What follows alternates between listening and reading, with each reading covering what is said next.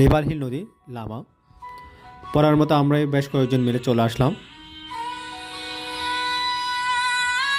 এখান থেকে নৌকা ভাড়া নিতে হবে। তো আমরা একটা নিলাম।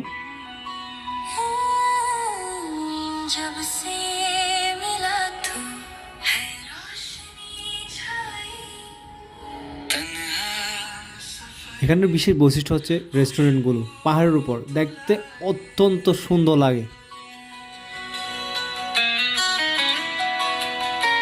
দুপাশে সবুজ, মাঝখানে লেকটা।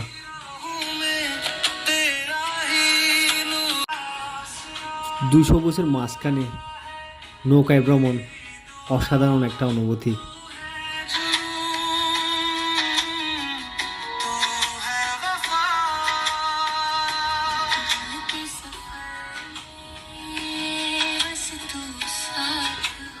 পাহাড়ের উপরের এই রেস্টুরেন্টগুলো অসাধারণ।